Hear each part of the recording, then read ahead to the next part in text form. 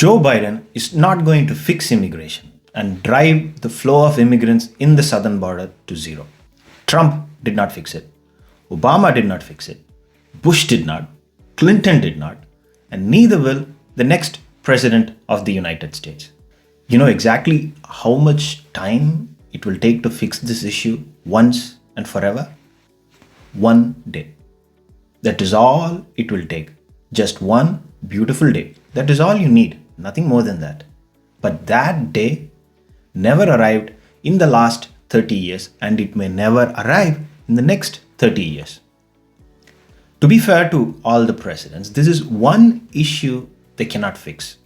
They sure can make a mess out of it with their executive power, just like what Trump did by separating migrant children and their parents, just like what Biden did by moving in too fast with executive actions.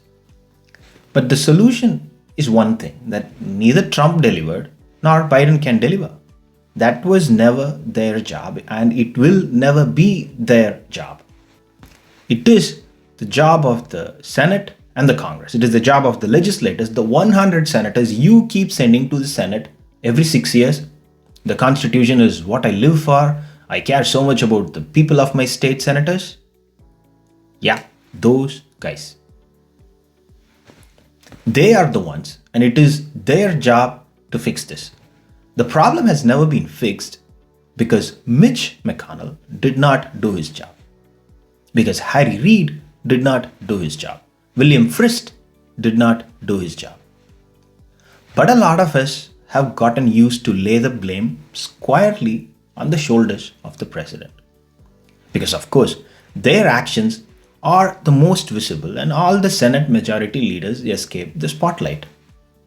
It was always the Senate majority leader's job to get this done, but none of them did. Some did not have the courage to see it through. And some liked the fact that the problem could be used to win elections. Why solve the problem when having one helps you win your re-election? Here are some numbers that Mitch McConnell or Trump will never open their mouths about. In 2020 and 2019, just the last 2 years of the Trump administration, nearly 1.25 million migrants were apprehended at the US-Mexico border. That's an average of what? More than 50,000 migrants per month? So how effective were the draconian immigrant measures taken by the Trump administration? How effective was the wall? And the billions spent to build the wall? All for nothing. Except for the crowd that raised money in the name of building that wall. It worked perfectly for them. Migrant movement from Central and South America to the United States happens in waves. It surged in 2019 and then it dropped in 2020, and it is surging again in 2021. The change of administration, the opening up of borders in South and Central America that were closed due to COVID, and other local factors such as violence have played a major role. Fox News didn't talk much about it when the numbers went through the roof in 2019 under Trump, a 12-year high, I believe. They were deadly quiet then, but now they want to talk about nothing but migrants at the border. But let's sidestep the propaganda and drill into the problem. When you have a system that rewards people to come over and then they are caught and released, what are you telling all those people who live to the south of the border? You are telling them it's okay to try. That the arduous journey that they undertake, often risking their lives, is something worth giving a shot. And then you complain when they take that step.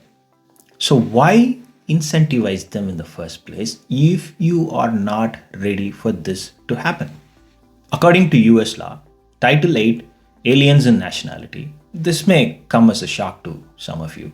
According to the rule book, according to the law of the land, any alien who is physically present in the United States, who arrives in the United States, irrespective of such alien's status, may apply for asylum in accordance with this section or where applicable, Section 1225B of this title.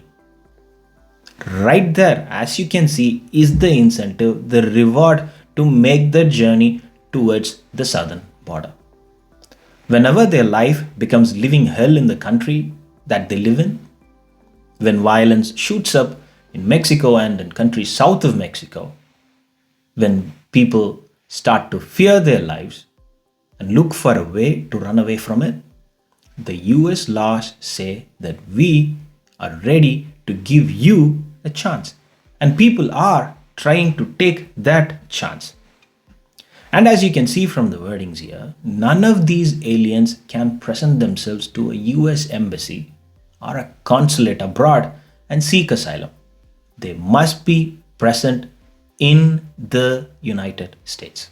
They must cross the border to do that or present themselves at the port of entry. Now, you tell me who is responsible for this law and whose responsibility it is to change that. You do not have to turn your back on them completely. At the least, the law can be changed to allow the aliens to apply for asylum at a consulate or an embassy.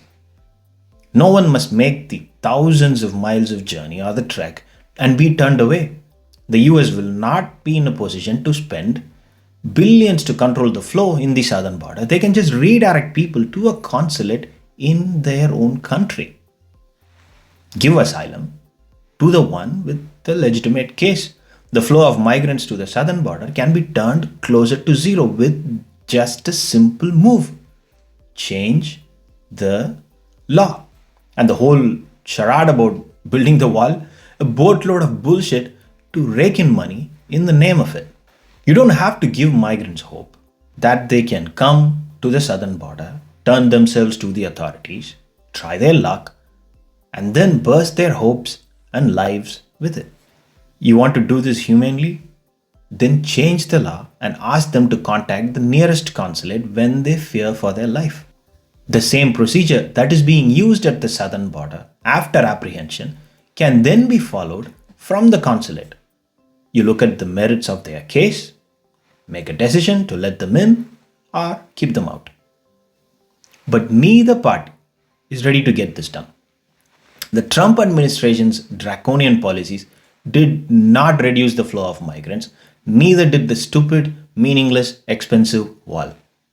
As you can see from this chart, Obama did much better than Trump, but sadly, the Biden administration does not have the courage to call out the Trump administrations because they themselves are clueless on how to handle this issue and what their message is. And maybe they are hoping for the seasonal nature of the migrant movement will slow down after some time. But the guardians of the border, the party that cannot stand migrants flowing to the border, the grand old party, they had the Congress, they had the Senate, and they had the presidency for 2 full years. Then why did not they change this simple piece of legislation? Is it because they did not want to solve the problem? Is it because having the problem is much better when running for re-election?